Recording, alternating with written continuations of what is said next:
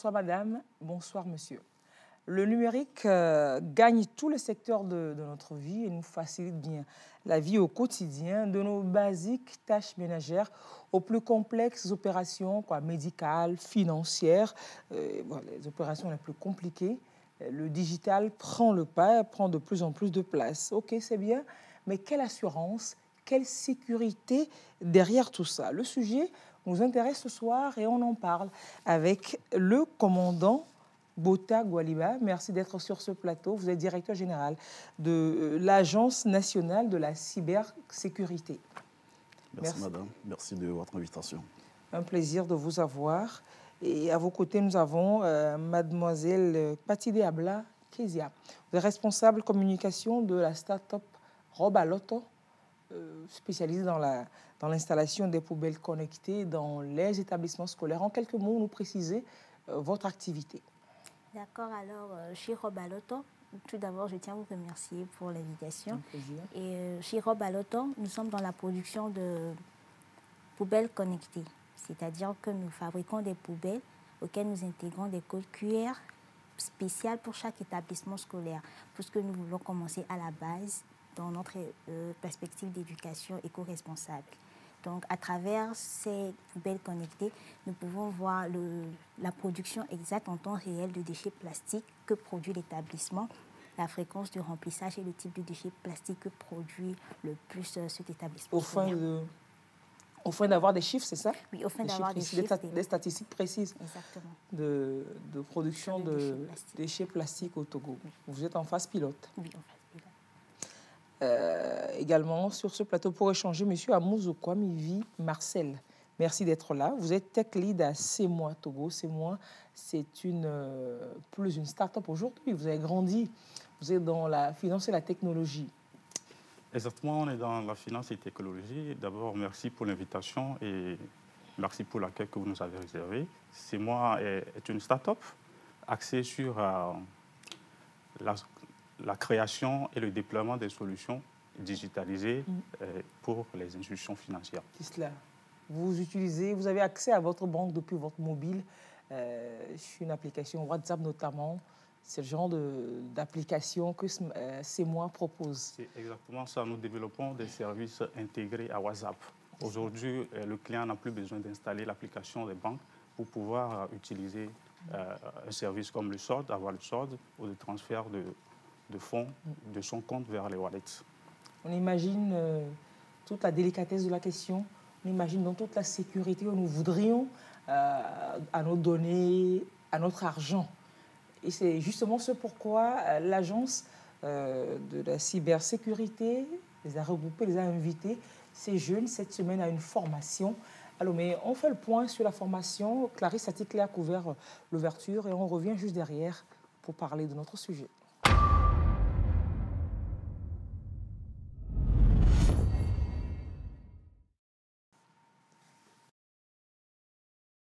Le plus souvent, on est confronté à une disparité de processus en matière de sécurité dans les institutions publiques, ce qui nous amène souvent à chaque projet à revoir tous les canevas d'implémentation de nos solutions pour pouvoir s'adapter à cette institution. Ce sont entre autres difficultés que connaissent les startups et les PME évoluant dans le numérique. L'ANSSI, Agence nationale de la cybersécurité, ouvre ce cadre de discussion avec elles afin de connaître leurs différents besoins en matière de cybersécurité. Nous fabriquons des poubelles connectées avec lesquelles nous pouvons avoir des données et des statistiques réelles sur la production de déchets plastiques au Togo. Nous avons besoin de cette formation. Entre-temps, nous aussi, nous avons suspendu l'activité de l'application pour pouvoir faire des maintenances. Et ces maintenances, c'est par rapport à de petits problèmes techniques que nous avons eus du côté de la sécurité. C'est une véritable aubaine donc pour ces startups et PME. Elles auront des techniques pour désormais faire face aux éventuelles cyberattaques qui engendrent des pertes économiques énormes. Il y a des startups qui aujourd'hui ont développé des applications qui mettent en relation des patients et des médecins. Il y a une application aussi qui retrace tout le parcours client. Et donc, la population togolaise commence à consommer de plus en plus les services développés par ces startups. Ces startups se retrouvent dans des situations où elles manipulent énormément de données. Donc, il est important pour leur survie, de les protéger contre les cybermenaces. C'est juste des petites astuces, ce qu'on appelle les bonnes pratiques de cybersécurité qu'il suffit de mettre en place dans l'administration. Sous le leadership du chef de l'État, Faure Zimna Singbe, le Togo s'est engagé dans la transformation digitale ces dernières années. À travers l'ANSSI, le pays met en place des initiatives pour sécuriser son cyberespace. L'agence reste donc disponible pour accompagner les entreprises dans la sécurisation de leur écosystème numérique pour ainsi se prémunir contre les failles de sécurité.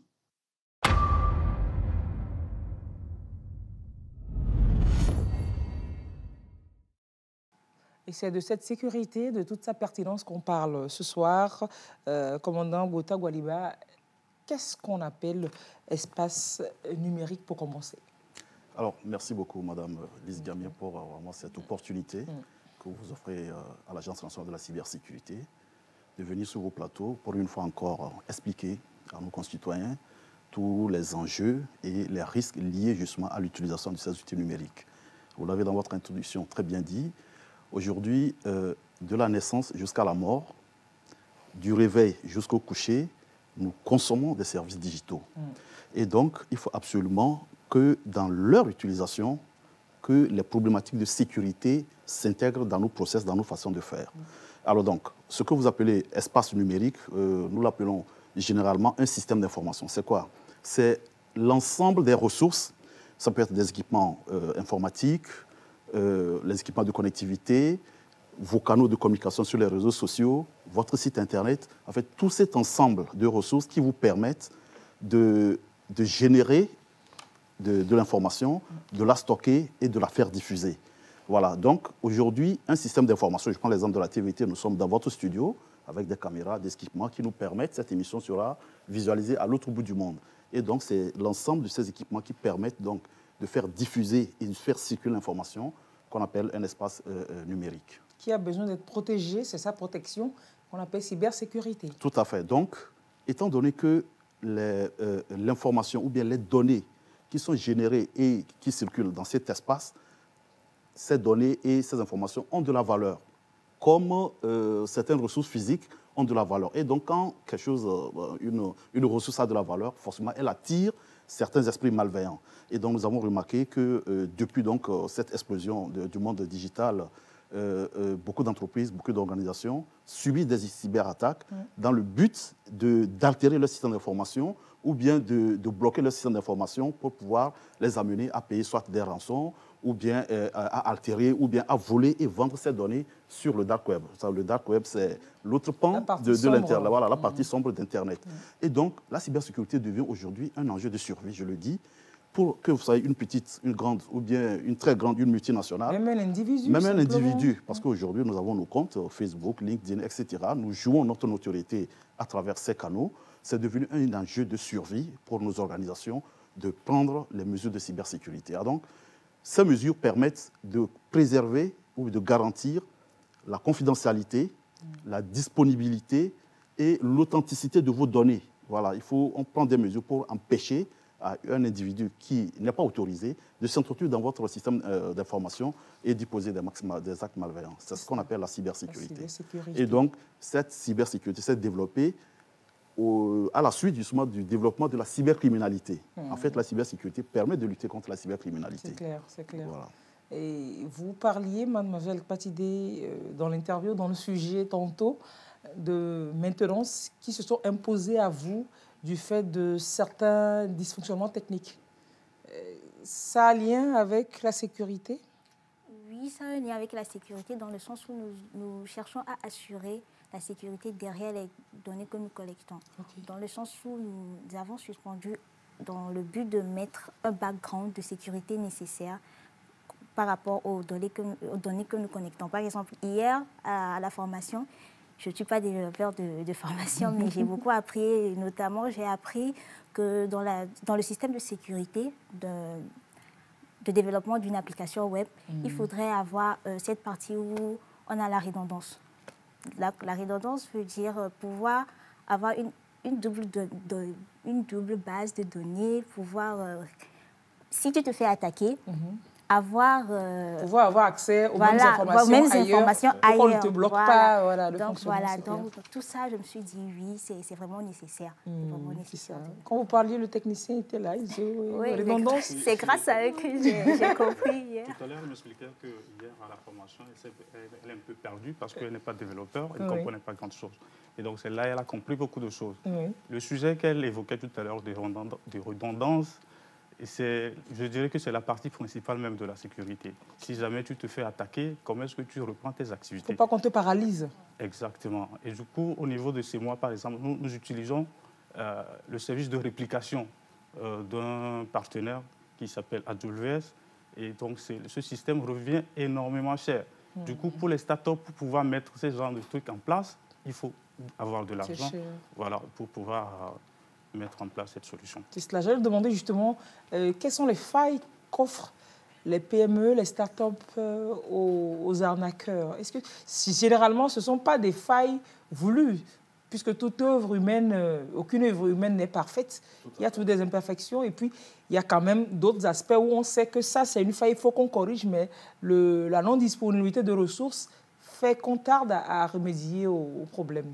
Effectivement, donc c'est ayant pris connaissance de cette problématique, donc des difficultés financières, parfois aussi techniques, ou bien en termes de compétences de ces startups, que l'ANSSI a décidé donc de nouer ce partenariat. En fait, hier, c'était un double événement. D'abord, leur faire une formation sur comment concevoir, architecturer leur application en respectant vraiment le nombre de cybersécurité et surtout établir un cadre de discussion entre ces startups et l'ANSSI pour pouvoir mieux comprendre leurs besoins en termes de cybersécurité. Parce que nous sommes l'autorité nationale en charge de la protection des systèmes d'information. Voilà, c'est ce qui est écrit dans les textes. Que vous soyez une grosse administration, que vous soyez un opérateur de services essentiels, que vous soyez une petite ou une moyenne entreprise, l'État a pris sur lui la responsabilité de protéger l'ensemble du cyberespace national. Et surtout, nous avons remarqué que les services que justement, ces startups offrent commencent à s'intégrer dans la population, on commence à consommer ces services. On réserve aujourd'hui des tickets de bus en ligne, on commande nos repas sur des applications, on commande des taxis en ligne. Dans le système éducatif, il y a beaucoup d'applications qui se développent. Dans le domaine de la santé, donc le e-santé, voilà, il y a des applications qui mettent en relation les patients et les clients dans les banques. Il y a même des opérations chirurgicales qui peuvent, alors des consultations qui peuvent être faites. Voilà. Et donc, nous avons remarqué que, et ça va continuer crescendo, c'est-à-dire que de plus en plus d'individus vont consommer ces services. Et donc, si jamais une application a une grande notoriété, un grand succès sur l'espace national, et que cette application subit une cyberattaque et elle est bloquée pendant des jours ou des semaines, le préjudice que va subir la population, l'impact que va subir la population sera assez énorme. Et donc, l'État que nous représentons, à travers l'ANSSI, nous avons décidé de les accompagner, à les aider à renforcer leur posture de cybersécurité. Donc nous avons établi dans ce cadre de discussion, nous allons rentrer de façon technique dans les détails pour voir qu'est-ce qu'on peut faire, qu'est-ce qu'on peut les aider à faire. Est-ce que nous pouvons peut-être leur offrir des tests de pénétration? En cybersécurité, c'est très très important. Lorsque vous développez une application, il faut l'éprouver, il faut la faire éprouver par des hackers éthiques. Voilà, on va se mettre dans la peau d'un cybercriminel et on va éprouver votre application pour pouvoir détecter les failles et les vulnérabilités qu'un vrai cybercriminel pourrait utiliser pour altérer votre application. Ça coûte très cher. Il y a des tests de pénétration qui se chiffrent à des millions. On sait que les startups ne peuvent pas le faire. Donc l'État, nous allons réfléchir. S'engage à le faire en fait. Enfin, on certaine proactivité voilà, quand même. On va regarder si on peut trouver des mécanismes avec le prestataire que nous avons, qui est notre base technique opérationnelle, Cyberdéfense Africa, dans quelle mesure on pourrait faire à des taux réduits ces services aux startups. Parce qu'en fait, l'objectif derrière, j'imagine, pour ces créateurs de richesse nationale, c'est d'accompagner les startups à être de grands opérateurs demain, des opérateurs prospères demain. Voilà, je voudrais que demain, une startup arrive à nous créer une application qui est utilisée dans le monde entier, comme ce que Israël fait. Vous savez, un pays comme Israël, aujourd'hui, leur économéie est basée sur la technologie. Donc, ils ont beaucoup de startups qui développent des applications qui sont achetées par les grands groupes d'informatique. Hein. Vous savez, Microsoft, Apple et tout ça. C'est en Israël qu'ils achètent beaucoup de leurs ressources en termes d'applications. Bientôt du Togo également, on a des têtes pour développer. Et on a l'agence pour les accompagner également. Est-ce qu'on peut donner des exemples de menaces avec même des exemples concrets de ceux dont on parle. On en parle, j'imagine qu'il y a des gens qui peuvent se dire oui, de quoi ils parlent, mais concrètement, il y a des exemples qui vont mieux nous parler. C'est ça. Alors, tous les jours, tous les pays du monde subissent des cyberattaques. Pas plus, je pense que c'était au mois de 2023. Vous savez, le Sénégal, l'État sénégalais s'est retrouvé un matin, tous les sites gouvernementaux étaient inaccessibles. L'État? L'État.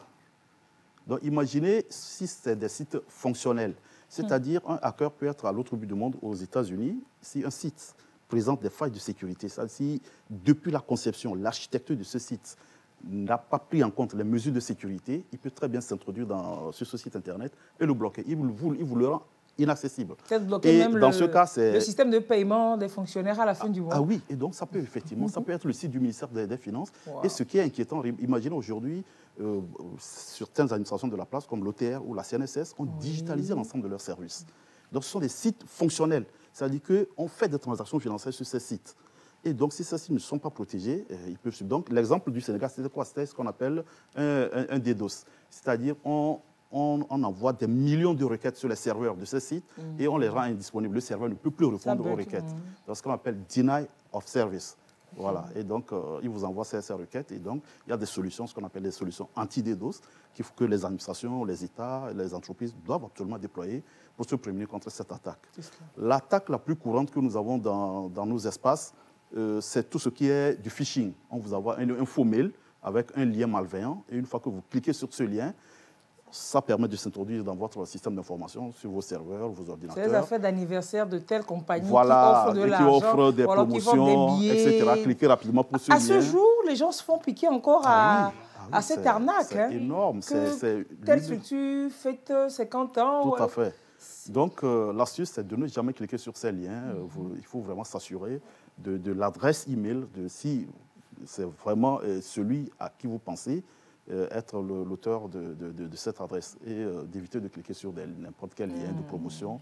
Ça devient extrêmement dangereux. Généralement, ça demande de distribuer dans plusieurs groupes. Voilà. Et nous avons un cas, malheureusement pour des raisons de confidentialité, je ne peux pas vous donner le nom. Il y a une grande entreprise de la place qui, justement, par le biais d'un phishing, une secrétaire a cliqué sur le lien et le hacker a réussi à s'introduire dans la base, dans le réseau de l'entreprise. Et il a chiffré l'ensemble des bases de données de cette entreprise. Chiffré, il a réclamé. Donc, non, il envoie il a bloqué. C'est-à-dire que c'est plus illisible. Vos fichiers, vos photos, vos documents Word, vos documents Excel, vous ne pouvez plus les ouvrir. Et la suite, c'est quoi? Et la suite, c'est qu'il va vous envoyer une ransom note. Il va vous envoyer une note pour vous dire, OK, je suis hacker tel, je viens de chiffrer l'ensemble de vos données. Si vous ne me payez pas une rançon, je ne vous donnerai pas la clé. Donc, si vous payez une rançon, je vous donne la clé qui vous permet de déchiffrer ces données. Et souvent, il faut les payer en Bitcoin. Vous voyez, c'est l'écosystème numérique qui, parfois, permet le développement justement de ces activités. Quand il n'y avait pas les monnaies électroniques, ce genre d'attaque était très rare parce que très vite, on allait mettre les services de sécurité. Parce que le Bitcoin, ce n'est pas retraçable. Ce n'est pas retraçable, c'est sur Internet. Et donc, ce sont des monnaies électroniques. Il peut toucher cette forme au Brésil, au Kazakhstan, un peu partout.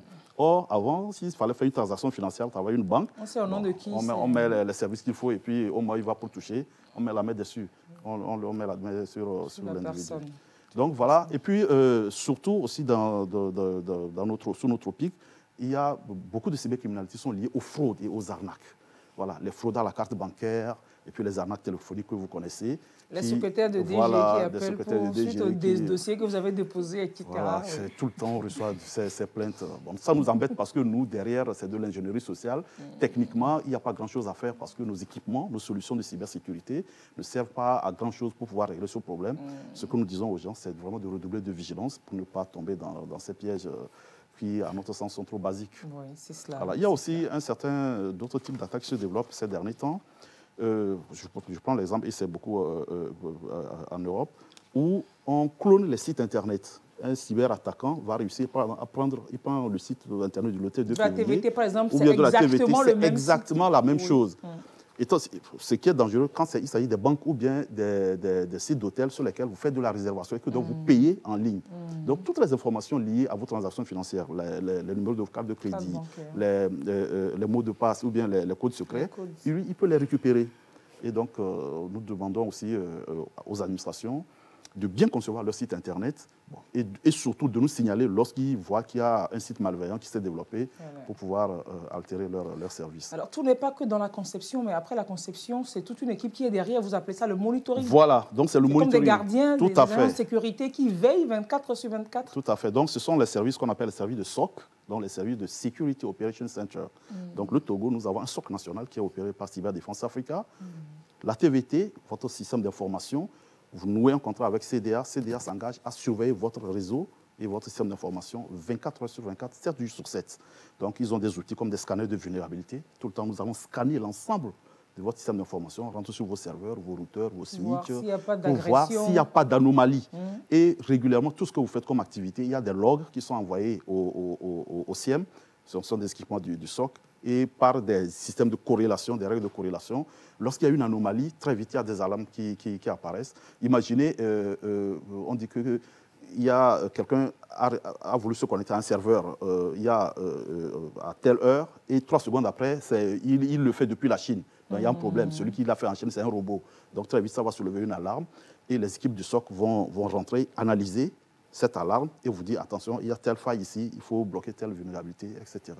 Nous recommandons vraiment aux entreprises de contracter ces services. À ce jour, sinon, aujourd'hui, le cyberattaquant, il s'introduit doucement dans votre réseau, dans votre système d'information, et il y est pendant des années. Vous ne pouvez même pas savoir. C'est le jour où il collecte les données et il voit un peu comment vous fonctionnez. Et il comprend un peu le système d'administration. Est-ce que les week-ends, les administrateurs sont toujours alertes? Est-ce qu'ils font les mises à jour, etc. Il collecte toutes ces informations et le jour où il est prêt, c'est là où il tape un grand coup, il frappe et puis c'est le jour là où vous vous réveillez. Quand nous faisons les investigations, on se rend compte que maintenant, vous avez une intrusion dans votre système d'information il y a 3 ans. Wow. On a vu dans une administration où il y avait un hacker qui était dans le réseau depuis 3 ans. Personne ne l'a détecté. Donc tout ça parce que le système n'est pas monitoré. C'est ça. Il faut le monitorer. Alors vous, au niveau de ces mois, j'imagine que tout ça c'est fait, mais quand en soit le cas, vous avez des défis au quotidien sur cette question-là. Oui, sur cette question, au niveau de ces mois, nous aussi, nous recevons des attaques. Il y a des gens qui essayent de se connecter à notre plateforme et ce dont le commandant a parlé tout à l'heure, on reçoit aussi des dénis de service. Les gens essayent d'envoyer plusieurs requêtes sur nos serveurs pour pouvoir les bloquer. Les bloquer. Voilà, exactement. Donc, nous, au niveau de ces mois, nous mettons en place une solution qui s'appelle le WAF pour pouvoir intercéder ces genres de requêtes. Et également, au niveau de l'authentification, on met en place le système qui va permettre à l'utilisateur de réinitialiser son code après un temps donné et l'activation de l'authentification de facteur. Ah ouais. Voilà. Donc, c'est nul n'est épargné. Les individus également, on n'est pas épargnés. Hein, bien sûr, aujourd'hui, tout individu, nous avons des comptes. Et notre vie va se transporter sur les comptes. Oui. Le compte Facebook, LinkedIn, Instagram, Facebook, WhatsApp, etc. On voit les gens qui bloquent souvent ils ont un compte Facebook qui sont bloqués. Ou bien quelqu'un clone votre compte avec votre image. Il faut écrire des faux comptes en votre nom, surtout pour les personnalités qui sont de notoriété. Oui, voilà. Samuel était d'ailleurs et puis plein de personnes en font les frais, oui. Donc nous demandons justement qu'on nous signale au CERT national. Donc le CERT, c'est le Centre d'alerte et de réponse aux incidents informatiques qui est ouvert 24 heures sur 24, 7 jours sur 7. Vous pouvez y accéder par Internet. C'est CERT. CERT.tg. Voilà, il y a un numéro de téléphone, je pense que c'est le 22 53 59 80. C'est une hotline. Et vous pouvez signaler tout incident informatique. Lorsque vous avez justement votre compte ou bien vous avez un faux compte, voilà, il y a des autorités qui nous signalent. Et nous, comme nous sommes un CERT national, et nous sommes membres de certaines organisations de gouvernance de la cybersécurité au niveau mondial, nous avons des habilitations, des autorisations à demander aux géants du numérique que sont Google, Meta, Facebook, Apple, etc., de pouvoir procéder à la fermeture de ces faux comptes. Okay. Il n'y a que nous seuls qui pouvons le faire. Ah oui, il faut le savoir. Hein.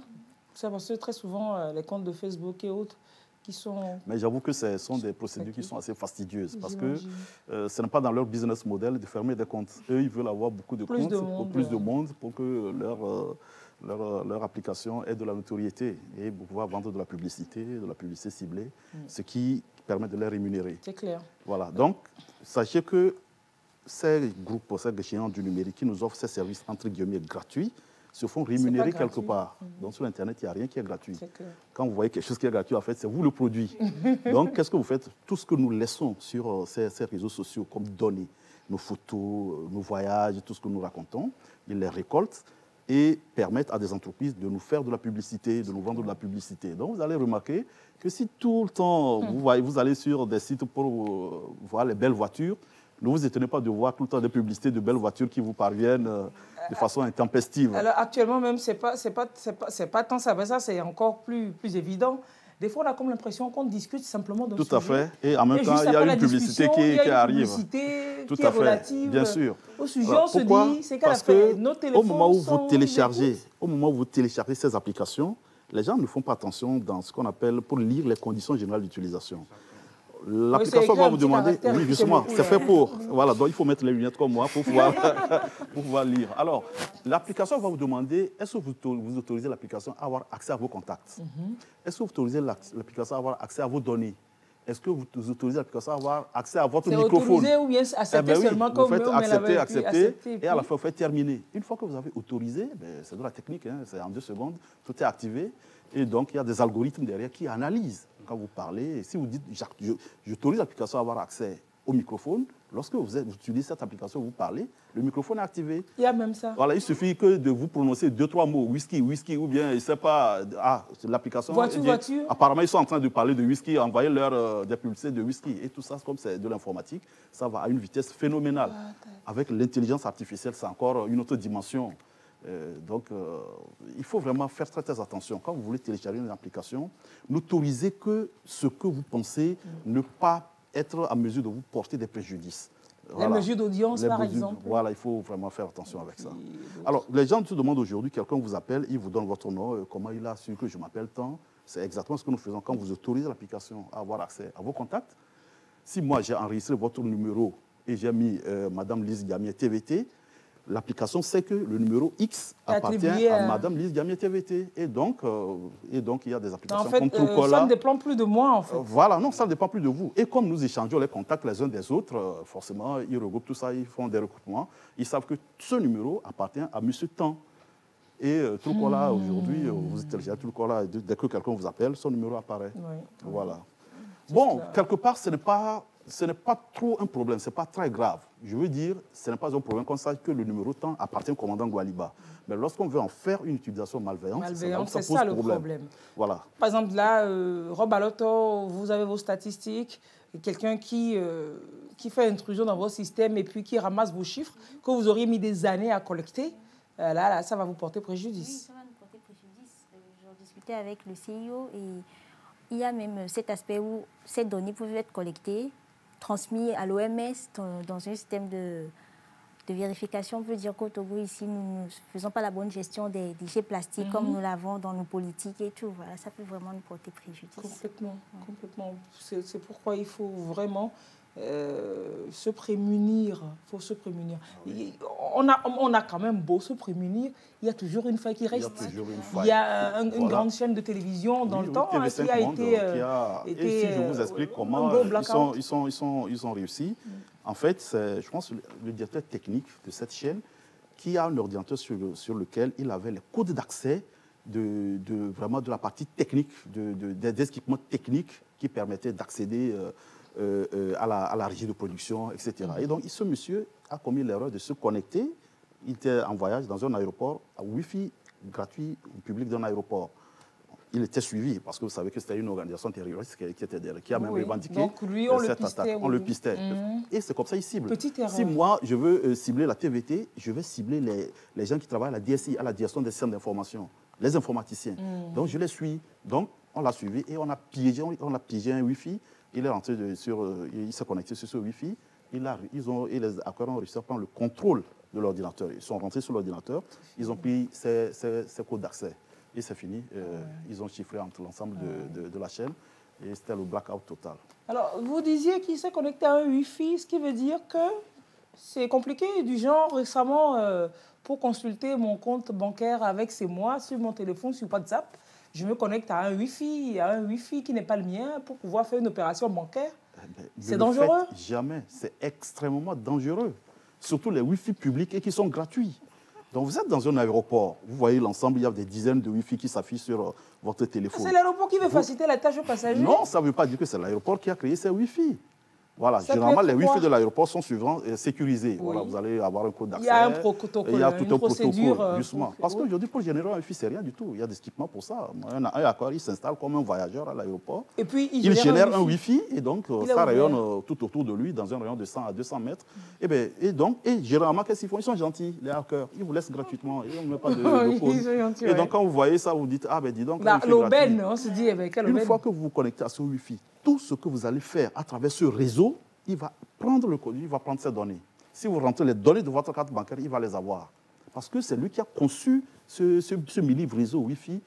Et c'est pourquoi nous demandons aux gens, lorsque vous êtes dans des lieux publics, les aéroports, les hôtels, utilisez souvent les VPN. Aujourd'hui, sur Internet, avec 3 euros, 5 euros, vous pouvez acheter un VPN. Et puis, ça permet de... Il ne pourra pas... Le VPN, c'est ce qu'on appelle un tunnel. Voilà, c'est un tunnel privé. Okay. Donc, ça chiffre les données entre votre téléphone et le Wi-Fi. Ou bien entre votre téléphone et Internet. Donc, il ne peut pas entrer là-dedans.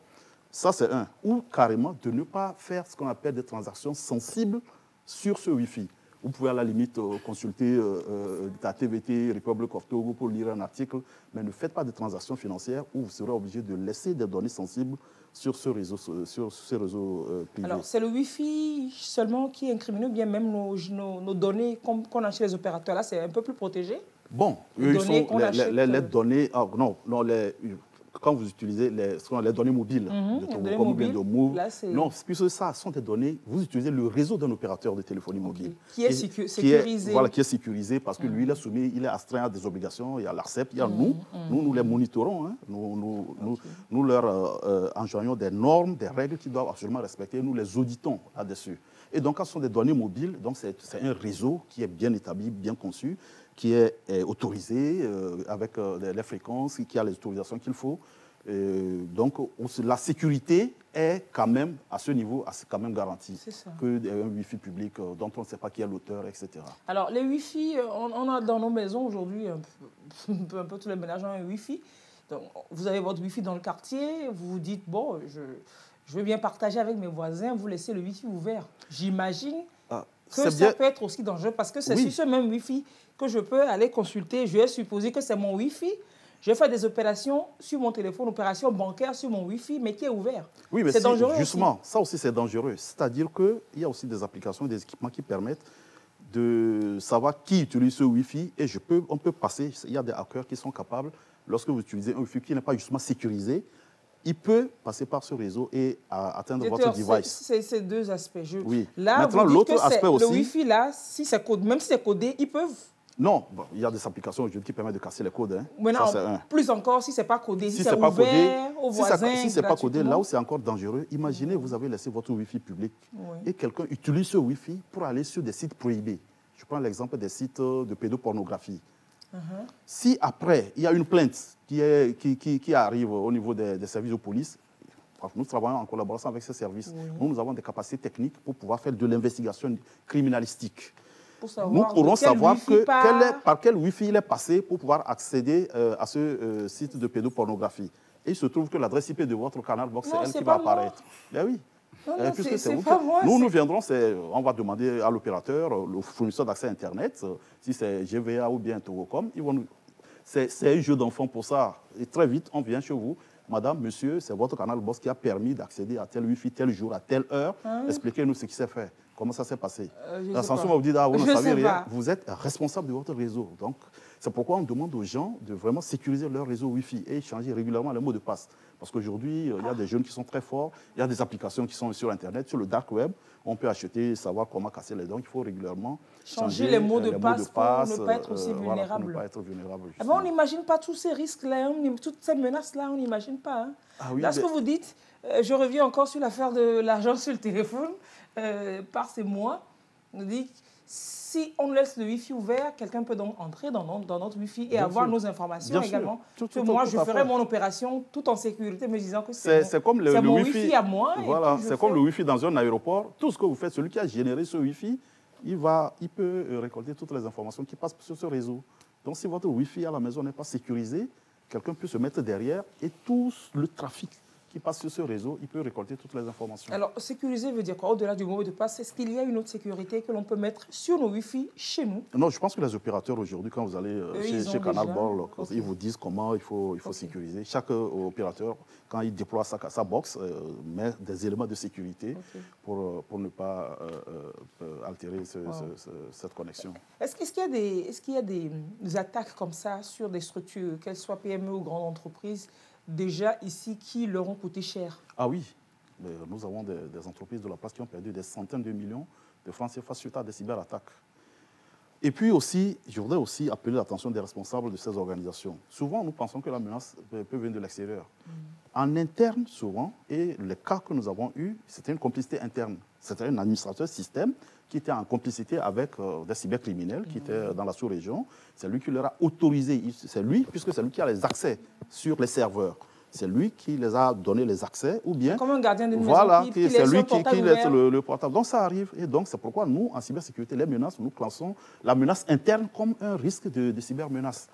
Donc il faut sensibiliser, mettre les mesures dans le recrutement, les enquêtes de moralité, vos personnels qui ont accès à votre système d'information. Je pense qu'il faut mettre des garde-fous derrière pour pouvoir monitorer et surveiller tout ça. C'est cela. Oui, oui. Alors, et régulièrement, faire des changements et vérifier, avoir une politique de cybersécurité dans l'entreprise, les codes d'accès. Est-ce que qui a les codes d'accès? Est-ce qu'on les change régulièrement? Il faut de temps en temps auditer. Voilà. Et nous, aujourd'hui, il y a des entreprises, il y a des prestataires sur la place qui accompagnent les entreprises dans l'audit de ce qu'on appelle de la sécurité du système d'information. Je pense que c'est peut-être dans cette optique qu'il y a certains services qui refusent qu'on aille sur certains réseaux sociaux. Bien sûr. Voilà, avec le Wi-Fi de l'entreprise. Tout avec le Wi-Fi de l'entreprise. Il y a dans certaines administrations, par exemple, ils refusent d'aller sur Zoom. Ils estiment que Zoom, qui est un outil de collaboration, n'est pas sécurisé. Ils préfèrent utiliser Teams ou bien d'autres, ou bien payer des licences. Il faut payer souvent des licences pour pouvoir utiliser. Et justement, vous savez, dans l'administration, je sais que beaucoup utilisent les licences craquées, les Office craqués. C'est extrêmement dangereux. C'est extrêmement dangereux parce que vous ne bénéficiez pas des mises à jour de l'éditeur de la solution qu'est Microsoft. Et donc, vous traînez avec vous des vulnérabilités et des failles qui sont connues, qui sont diffusées dans le monde. Et les cyberattaquants, eux, ils ont des capacités pour pouvoir, lorsqu'ils détectent la faille, ils peuvent s'introduire sur votre réseau. Donc, quelque part, utiliser les outils numériques, il faut accepter d'y mettre un peu de moyens en termes de sécurité. C'est un investissement, c'est ce que je dit, c'est un investissement. Hein. Voilà, parce que ce que vous perdez, parce que vous n'avez pas mis en place, en cas d'accident, en cas d'incident cyber, parfois vous perdez une base de données que vous avez mis 20 ans à développer. Et en un clic, un cyberattaquant peut vous la faire disparaître. Et vous êtes sérieusement emmerdé, sérieusement handicapé. Et je prends l'exemple des startups. Voilà pourquoi on veut les accompagner. Eux, ils sont encore très vulnérables. Imaginez un site de vente en ligne. Voilà. À la seconde où ce site est bloqué par un cyberattaquant, la startup commence par perdre de l'argent. Au bout de 3 semaines, les clients de cette application, lorsqu'ils vont essayer 2-3 fois, ils n'arrivent pas à se connecter, qu'est-ce qu'ils font? Ils se détournent. Et donc, une startup qui avait bien démarré, qui avait 10 000, 15 000 clients, se retrouve du jour au lendemain, elle n'a plus de clients, les gens se sont détournés, ils n'ont plus confiance en son produit. Et c'est comme ça, cette startup peut mourir de sa plus belle mort à cause d'une cyberattaque. Et on en a vu plein qui ont subi, ils n'ont jamais pu se relever. C'est cela. Alors, j'imagine la pression très très forte sur vous notamment. Exactement, la pression est très très forte par rapport à ce que vient de dire le commandant. Aujourd'hui, il ne suffit pas de sortir de l'école et tu sais développer et tu te dis que tu crées une application pour se faire de l'argent. C'est très très dangereux. Il ne suffit pas de prendre un serveur en ligne et de déployer une application. Mais il faut derrière un système de sécurité pour protéger les données et protéger tes clients. Et ça, c'est très, très important. C'est ce que je voulais soulever par rapport à ça. Aujourd'hui, c'est moins confronté à pas mal de problèmes. Et on arrive à sortir la tête de l'eau parce qu'on met les moyens. Vous mettez les moyens pour vous protéger. Aujourd'hui, il est carrément impossible à une start-up de prendre le service cloud dont je viens de parler, AWS. Ça coûte énormément. Et c'est pour ça, hier, on a demandé à l'ANSSI d'aider les start-up dans la façon de mettre en place la sécurité. La demande, quelle a été la réponse à la demande posée par les startups? On a bien noté la demande. Non, effectivement, donc, comme je vous ai dit, c'est un cadre de discussion. Oui. Nous allons remonter à nos organes de gouvernance.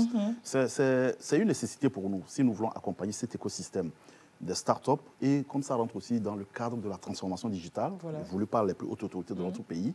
Et je pense qu'il y a possibilité de les aider. Et puis aussi, l'État a fait des efforts l'État fait vraiment des efforts. On a déjà mis en place des capacités d'hébergement en local. Vous avez le Medata Center qui a été inauguré par le chef de l'État en 2021. Il y a aussi d'autres acteurs privés qui sont en train de s'installer. La preuve, demain, j'ai eu une réunion avec un opérateur de la place qui est en train de prospecter pour installer aussi un data center. Voilà. Et donc, les data centers, c'est les centres, voilà, comme vous dites, les clouds qui hébergent les serveurs. Voilà. Vous pouvez louer des places ou bien vous pouvez louer de la capacité sur ces data centers pour stocker vos données. Et voilà. Une fois que cet écosystème d'offres d'hébergement va s'étoffer, nous, derrière, nous allons même mettre de la réglementation pour certains secteurs stratégiques. Nous allons obliger les opérateurs de ces secteurs stratégiques d'héberger leurs données en local. Parce qu'une fois que c'est hébergé sur le cloud, ces opérateurs du cloud sont soumis aux réglementations des pays dont ils dépendent. Voilà, notamment, je prends l'exemple des États-Unis. Ils ont sorti, il y a une loi qu'on appelle le Patriotic Act. Si l'activité stock de ces données dans un cloud, dans un data center aux États-Unis, cette entreprise a l'obligation de communiquer au gouvernement américain, s'il en fait la demande, des informations liées à tous vos clients. Non. Ah oui, justement. Donc, on a tout intérêt à garder. On a tout intérêt à développer, localement. Vraiment, à développer déjà l'offre d'hébergement en local et à contraindre ou bien à inciter les entreprises à héberger leurs données en local. Inciter, c'est mieux parce que mettre toutes les conditions. Voilà. Voilà. Ah oui, c'est grand, hein. C'est pas petit le travail que vous avez à faire de nos jours. Alors, est-ce qu'un pirate peut prendre aussi peut prendre les commandes d'une machine connectée que j'ai chez moi à la maison? C'est un jeu d'enfant, ça ne prend même pas 2 secondes. C'est-à-dire que mon aspirateur qui se balade, oui, mais justement, puisque ça va se promener et ça ne va pas s'arrêter. Aujourd'hui, vous savez, avec ce qu'on appelle l'Internet des objets, l'Internet des objets, on a plein d'outils connectés. Tout est connecté, les caméras connectées, les ampoules connectées, etc. On peut passer justement par une ampoule. Si vous avez conservé ce qu'on appelle les mots de passe par défaut, par exemple, ou bien vous avez mal fait votre adressage, l'adressage IP de tout ce réseau, on peut justement passer soit par une caméra, soit par une ampoule pour s'introduire dans le réseau de votre maison. C'est un jeu d'enfant, il y a des outils pour ça. Si vous laissez justement des ports qui sont ouverts, ou bien cette caméra, vous ne mettez pas les éléments de sécurité qu'il faut, ou bien c'est vraiment pour cela, c'est un jeu d'enfant aujourd'hui. Il y a des outils qui sont gratuits sur Internet, qui permettent, et même l'IA aujourd'hui, vous, Madame Lise Gamier, vous pouvez devenir un hacker professionnel au bout d'une journée si vous vous asseyez et vous posez les bonnes questions. Que je vais pas me hasarder. Et si vous posez les bonnes questions à ChatGPT, il va vous donner les informations, vous pouvez développer des capacités de hacking. Aujourd'hui, c'est un jeu d'enfant. Ah oui. Ce qui veut dire que quelqu'un peut être chez lui et puis il va être regardé au loin. Très bien. Par un hacker. Par un hacker, si vous avez des caméras un peu partout, ces caméras, si elles ne sont pas protégées, si votre réseau n'est pas protégé, justement... Dites-moi, rassurez-moi, si on a les caméras qui sont connectées, mais que le réseau, genre l'opérateur, comme vous dites, il est protégé, donc la protection, c'est bon, ou bien il faut encore d'autres protections, autres mesures? Bon, dites-moi, est-ce que... La question que je pose souvent quand on me pose cette question... Si aujourd'hui, vous vous mettez dans une tenue assez légère... Je suis à la maison, dans ma chambre. Mais si une autre personne voyait cette image, est-ce que vous serez fier? À partir du moment où vous n'êtes pas fier, mieux vous ne même pas se mettre dans cette position. C'est ce que nous disons. Parce que justement, nous avons le problème de sursorption qui se développe dans nos pays, où vous êtes en relation peut-être avec quelqu'un, ou bien quelqu'un arrive à prendre des photos intimes de vous et il menace de les publier si vous ne lui envoyez pas de l'argent. Justement, donc, on demande, ne publiez même pas ces photos. Non, je n'ai pas dit qu'on publiait, mais non, la maison est connectée un peu partout, donc tu es en tenue légère chez toi. Quelqu'un peut avoir accès à ces caméras pour avoir tes images? Justement, dites-moi, est-ce que vous avez besoin d'une caméra dans votre chambre à coucher? En fait, elle est là pour surveiller qui? Une caméra, c'est fait pour surveiller. Donc, ce qui veut dire, oui, c'est vrai, mais il ne faut pas abuser. L'utilisation justement des outils numériques, il faut qu'il y ait une dose quand même de réflexion. Qu'est-ce que je veux faire avec ces outils numériques? Est-ce que c'est parce que j'ai de l'argent ou bien c'est parce que ces outils sont disponibles que je vais les utiliser? Oui. Voilà, vous mettez une caméra dans votre douche, dans votre chambre. En fait, elle est là pour surveiller qui? Il faut éviter déjà ces erreurs. Il faut déjà éviter. Parce que je vous dis, le risque zéro n'existe pas. Tout ce que je vous dis, que oui, le fournisseur d'accès Internet qui est comme GFA, ils sont protégés, mais eux aussi, ils sont soumis à des cyberattaques. Enfin, il y a toujours le risque qui existe quelque part. Quelqu'un va réussir, un hacker, ou bien parce qu'on a oublié de faire une maintenance ou bien une mise à jour, Ou bien peut-être une secrétaire peut être sur un lien malveillant, ou ça peut être votre domestique qui a mal fait, il a fait une action quelque part. Oui, c'est vrai. Voilà. Les gens qui aiment les cadeaux, beaucoup de cadeaux du 50e anniversaire. Là. Il a juste cliqué et puis ça a permis à quelqu'un de s'introduire. Et c'est lui qui prend le contrôle de vos caméras. Il peut les diriger comme il veut. Il fait ce qu'il veut avec. Il est aux États-Unis, il dirige les caméras dans tous les sens. Et là, ça devient problématique. Ça fait réfléchir. Hein? Ça fait vraiment... On s'en sort comment? C'est pourquoi il faut que les gens... que les Togolais, je dis vraiment, je profite de votre occasion, de votre plateau, il faut que les Togolais adoptent ce qu'on appelle la culture de cybersécurité. La culture de cybersécurité, c'est quoi? Dites-vous que vous êtes utilisateur et consommateur des services numériques via donc, les réseaux sociaux, les réseaux informatiques. Il faut que vous allez à l'information de la cybersécurité. Et cette information, vous la trouvez sur les canaux de l'ANSSI, les canaux du CERT national, donc le CERT.tg, pour pouvoir vous informer des dernières menaces qui apparaissent, des dernières astuces ou bien des modes opératoires que les cybercriminels utilisent, des dernières vulnérabilités qui sont publiées.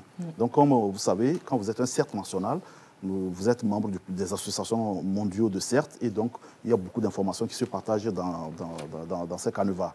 Et donc, ça fait même partie de l'axe 1 de la stratégie nationale de cybersécurité que nous venons de publier il n'y a pas longtemps. Nous allons faire l'atelier de lancement dans les prochaines semaines. Et donc, l'axe 2 de cette stratégie, c'est la protection de tout ce qui est infrastructure critique du pays. Et c'est le cœur même des missions de l'ANSSI, c'est protéger tout ce qui est vital pour le pays.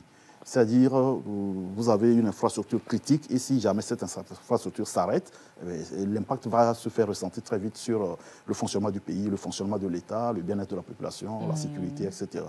Et donc ça, c'est le deuxième axe. Le troisième axe, nous allons mettre l'accent justement sur la réponse à incident. C'est vrai, nous avons un CERT national, nous avons démarré ces activités en 2019, mais il faut le renforcer. Il y a de nouveaux outils qui sont apparus sur le marché, puisque nous sommes obligés de nous adapter aussi par rapport aux cybermenaces. C'est clair. Avec l'IA aujourd'hui, de nouvelles formes d'attaques apparaissent. Il faut que nous adaptions nos outils de réponse à incident pour pouvoir faire face à ces menaces. Et le quatrième axe de cette stratégie, c'est renforcer les capacités des acteurs de la chaîne de répression, que sont la police, la gendarmerie, les magistrats, dans la lutte contre la cybercriminalité. Nous faisons un travail qui, à mon sens, est assez louable, parce que vous voyez régulièrement la police et la gendarmerie nous présentent les malfrats qui sont présentés sur les médias. C'est tout un travail qui se fait derrière. Voilà, nous intervenons avec des appuis techniques, etc. Nous allons renforcer aussi cet aspect pour que, quand quelqu'un pose un acte de cybercriminalité, qu'il soit sûr qu'on va mettre la main sur lui et qu'il va répondre devant la loi. Et ainsi, ça va dissuader ceux qui pensent qu'ils peuvent se faire de l'argent et du beurre en utilisant donc, ces outils et en exerçant ces activités malveillantes. C'est clair. Alors, vous, en tant que PME aujourd'hui, start-up et PME, c'est super important. Vous aviez déjà insisté sur le fait qu'au niveau de ces mois, c'est de gros investissements que vous mettiez pour sécuriser toutes les données que vous aviez, vous également, au niveau de Robaloto, ramasseur de déchets plastiques, dans notre langue. Vos défis, vous les comprenez, vous êtes plus jeune, hein? Les investissements, vous les planifiez, vous les programmez, vous les envisagez?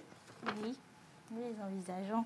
Mais comme le commandant l'avait dit, et le collègue aussi, c'est des ressources financières qui sont vraiment conséquentes. Et c'est l'un de nos réels défis, pouvoir avoir des ressources financières pour pouvoir mettre en place un background de sécurité assez robuste. Et comme défi aussi, nous avons le défi lié à l'adaptation de nos poubelles par les élèves et les enseignants. Dans la constance d'utilisation, voilà. Et également dans la formation en cybersécurité. Comme le collègue l'a dit, tu sors développeur, mais tu n'as pas forcément le background de cybersécurité adéquat. Donc c'est là aussi que, au nom de toute l'équipe, je tiens à saluer l'œuvre de l'ANSSI. Voilà. Voilà. Des défis également, au-delà de tout ce que vous avez dit, d'autres encore? Aujourd'hui, il faut mettre en exergue que le nombre de hackers évolue parce qu'il y a l'intelligence artificielle qui facilite les choses. Et aujourd'hui, même quand tu n'es pas un administrateur système, quand tu vas sur ChatGPT, il suffit d'envoyer les bonnes requêtes, tu as les bonnes réponses. Donc, ce qui fait qu'on doit mettre en place les nouveaux systèmes qui existent pour sécuriser nos différentes plateformes. Hier, j'ai eu à connaître sur le site de CERT.tg beaucoup de lois qui sont sorties et que nous, même en tant que développeurs, on ne connaissait pas. Du coup, il va falloir, je lance un appel à tous les startups, à tous les devs, de visiter régulièrement ce site-là pour être à jour sur les nouvelles fonctionnalités à mettre en place. C'est le CERT, le CERTG, le CERT. Le CERT.tg. Le CERT.tg. Le directeur le disait tantôt, il faut qu'au moins tous les Togolais passent par là au moins une fois par jour. Du réveil jusqu'au coucher, vous devez aller sur le site. Tant qu'on utilise le numérique. Tant qu'on utilise le numérique. J'exagère un peu, mais il faut y aller régulièrement. Parce que c'est le seul canal sur lequel nous pouvons publier les informations, les alertes, les mesures de sécurité. On ne peut pas le faire individuellement. C'est clair. Voilà, c'est vrai que nous envisageons d'autres actions de communication. Très bientôt, vous verrez sur la TVT des spots, des spots de vidéos sur des thématiques assez précises pour vraiment appeler l'attention de nos concitoyens sur les mesures de sécurité. Mais le plus facile, parce que tout le monde a aujourd'hui un smartphone, on va sur Internet, y aller régulièrement, vous lisez l'actualité, les dernières alertes que nous publions, ça va vous prévenir beaucoup de cyberattaques. Alors, de ces genres de rencontres avec les entreprises et entrepreneurs, peut-être les grandes entreprises même, est-ce qu'on en aura encore? Ah oui, donc ils ont même émis le vœu que l'ANSSI renouvelle régulièrement ces séances de formation. Nous l'avons fait il y a cela 3 mois avec les webmasters. Les webmasters, c'est ceux qui développent les sites et les administrent. Voilà, parce que vous allez remarquer, et nous avons fait surtout pour les médias en ligne, parce que vous allez remarquer que c'était un média en ligne, vous voulez aller pour lire de l'information, c'est de la publicité intempestive qui arrive, ça vous redirige vers les sites de vente en ligne, de XBet, etc. Parce qu'en amont, dans le design de cette plateforme ou de ce site Internet, ils n'ont pas pris les mesures de sécurité. Qu'est-ce que les gens font aujourd'hui pour des raisons financières? Les gens vont sur Internet et ils téléchargent ce qu'on appelle les templates. Les templates, c'est, je veux dire, les canevas, voilà, le canevas. Et on met juste, voilà, on met les rubriques, voilà, on se dit qu'on a un site Internet. C'est extrêmement dangereux. Celui qui a développé, que je vous le disais, qu'il n'y a rien qui est gratuit sur Internet, celui qui a développé ce template qu'il a mis gratuit sur Internet, il a dit à des agences ou bien des services de publicité, OK, je vais mettre ce template en ligne, vous avez l'autorisation pour y mettre vos publicités. C'est ce qui se passe. Prenez le template et puis voilà, vous faites votre site. Oui, vous allez absorber toutes les publicités intempestives. Okay. Et moi, par exemple, il y a un site Internet où j'aimais aller lire des informations. Ces derniers temps, je ne peux plus aller. Il ne faut pas dire le nom. Je ne peux pas dire le nom. Voilà. Et je me suis approché et dit, mais monsieur, vous avez mal développé. C'est emmerdant. Donc ça vous redirige vers des sites de vente en ligne, etc. Et donc, on leur a fait une formation comme ce que nous avons fait pour leur expliquer comment on conçoit un site sécurisé, comment on design un site, quels sont les outils qu'il faut utiliser et quels sont les paramètres de sécurité qu'il faut mettre derrière.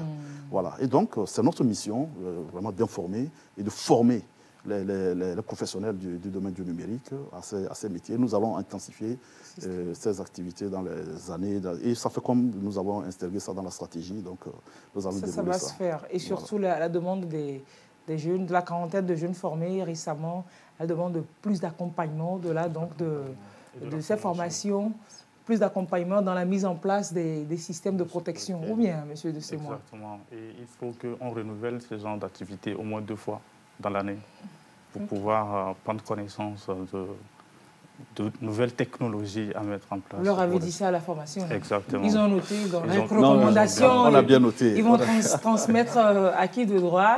Et puis sans doute, parce qu'aujourd'hui, le Togo mise beaucoup sur le numérique, sur la digitalisation pour booster tous les secteurs. Et quand on sait toute la richesse que vous créez, forcément, ce regard particulier sur votre accompagnement pour avoir un secteur économique assez fort.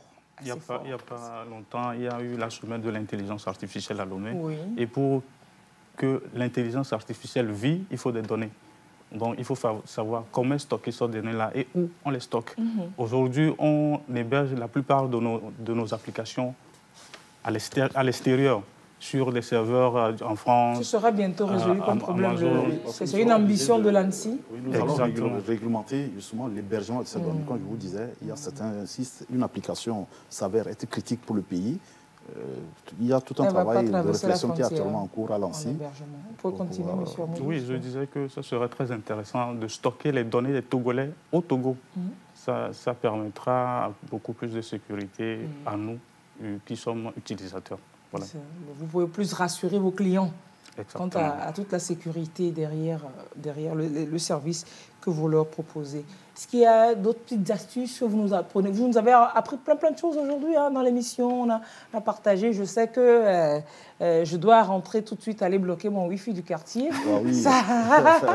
S'il y a mes voisins qui m'écoutent, qui me suivent, c'est le DG qui a demandé, je suis désolée. Je vais le faire. Est-ce qu'il y a d'autres astuces rapidement? Les mesures de bonne pratique, vous les trouvez. Nous avons fait un dépliant sur le site. Là, oui. Voilà, la mise à jour des mots applications, les mots de passe robustes, éviter les AZERTY, les 1, 2, 3. Ce ne sont pas des mots de passe. Les noms de Chéri Coco. Les noms de Chéri Coco. Les dates d'anniversaire. On dit ne pas utiliser un mot de passe qui a trait à votre individu. Parce qu'on connaît votre nom, le nom de vos enfants, les dates de naissance. Nous publions toutes ces données sur les réseaux sociaux. Et donc, en faisant un certain nombre de combinaisons, on a vite fait de trouver votre mot de passe. Avoir un mot de passe robuste, c'est avoir un mot de passe de minimum 12 caractères avec des caractères spéciaux. Mais j'ai oublié. Minimum. Voilà. Là, il y a des astuces pour pouvoir se souvenir. Voilà, vous créez vous-même l'astuce, si c'est le nom de... Il ne faut pas le dire. Voilà. Les astuces, ça peut être quelque chose, vous prenez les premières lettres d'une phrase qui vous a marqué et vous en faites un mot de passe. L'essentiel, c'est que ce soit assez complexe, que ce soit indéchiffrable. Et donc là, ça prend du temps. Il faut aussi, et ça c'est pour les entreprises, de faire la sauvegarde de leurs données. La sauvegarde des données aujourd'hui, c'est le principal remède contre les rançongiciels. Les ransomware. Donc si quelqu'un prend toutes les données là, voilà, au moins vous avez votre sauvegarde, on réinstalle le système, on réinitialise le système et on introduit la sauvegarde. Maintenant, la personne peut utiliser mes données là à d'autres fins, non? Il n'y a pas autrement. Quelque part, au moins, il peut les utiliser et puis est-ce que ces données intéressent tout le monde? Voilà, il va falloir aussi trouver preneur. Mais vous, le principal préjudice, c'est que ça vous bloque dans votre activité. Il faut pouvoir continuer l'activité, il ne faut pas s'arrêter. Et pour les opérateurs du service essentiel, c'est vital pour le pays. Imaginez, tout le pays est bloqué parce qu'il y a un système d'information qui a perdu ses données très vite. Et ces sauvegardes, il faut les faire, il faut les tester régulièrement. Ne mettez pas juste en place un serveur de sauvegarde et vous dites, oh, c'est fait. Et le jour où vous faites face à une cyberattaque et on introduit la sauvegarde, on se rend compte qu'elle est mal faite, elle est mal conservée, ça ne marche pas. Donc, il faut tester. Donc, il faut que maintenant les entreprises aient des environnements de sauvegarde et des environnements de test.